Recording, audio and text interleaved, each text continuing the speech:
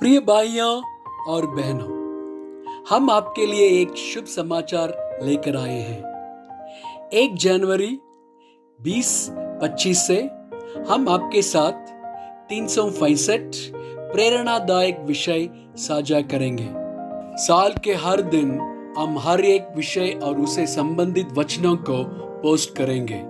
हम आपको इन संदेशों को सुनने, चिंतन करने और आत्मसात करने के लिए प्रोत्साहित करते हैं। यह संदेश आपके जीवन को आशीर्वाद दें और आपके विश्वास को मजबूत करें।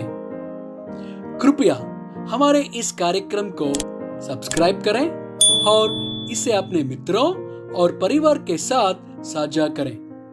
धन्यवाद।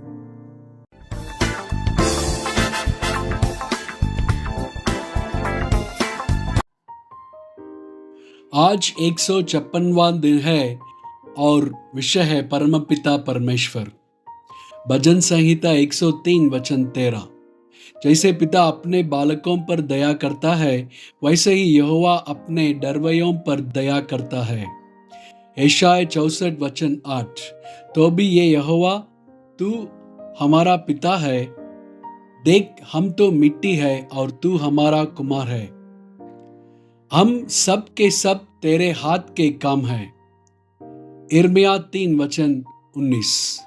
मैंने सोचा था मैं कैसे तुझे लड़कों में गिनकर वह मनभावना देश दूं जो सब जातियों के देशों का शिरोमणि है, और मैंने सोचा कि तू मुझे पिता कहेगी और मुझसे फिर ना भटकेगी।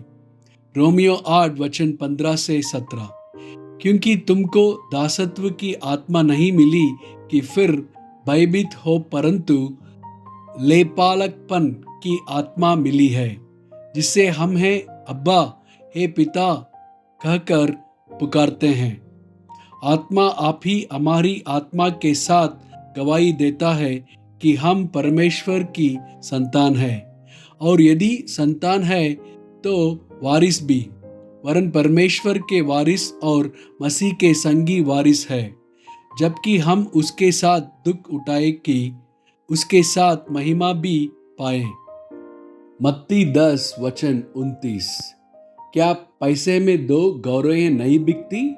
तो भी तुम्हारे पिता की इच्छा के बिना उनमें से एक भी भूमि पर नहीं गिर सकती। लूका 11 वचन 11 से 13।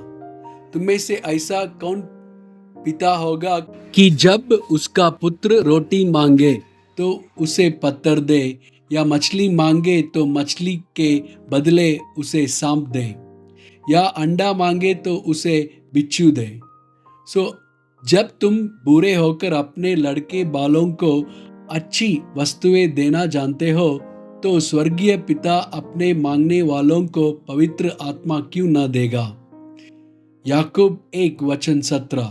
क्योंकि हर एक अच्छा वरदान और हर एक उत्तम दान ऊपर ही से है और ज्योतियों के पिता की ओर से मिलता है, जिसमें न तो कोई परिवर्तन हो सकता है और न अदल बदल के कारण उस पर छाया पड़ती है। 2 कोरिन्थियों 1 वचन 3 से 4। हमारे प्रभु यीशु मसीह के परमेश्वर और पिता का धन्यवाद हो, जो दया का पिता और सब प्रकार की शांति का परमेश्वर है।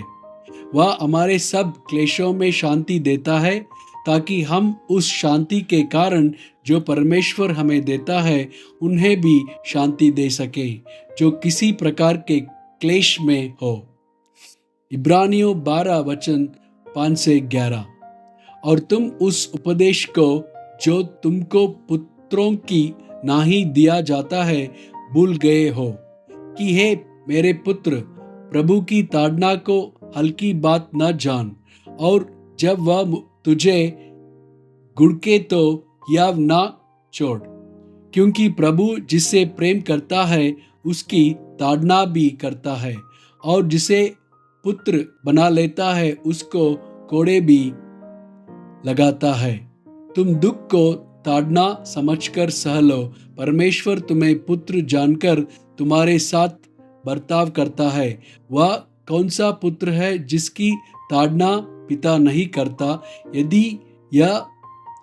यदि वह ताड़ना जिसके बागी सब होते हैं तुम्हारी नहीं हुई, तो तुम पुत्र नहीं, पर व्यभिचार की संतान ठहरे।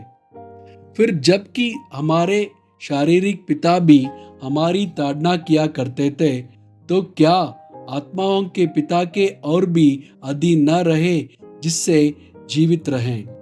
वे तो अपनी अपनी समझ के अनुसार थोड़े दिनों के लिए ताड़ना करते थे, पर यह तो हमारे लाभ के लिए करता है कि हम भी उसकी पवित्रता के भागी हो जाएं।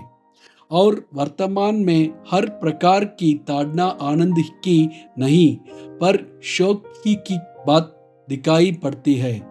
तो भी जो उसको सहते सहते पक्के हो गए हैं, पीछे उन्हें चैन के साथ धर्म का प्रतिफल मिलता है।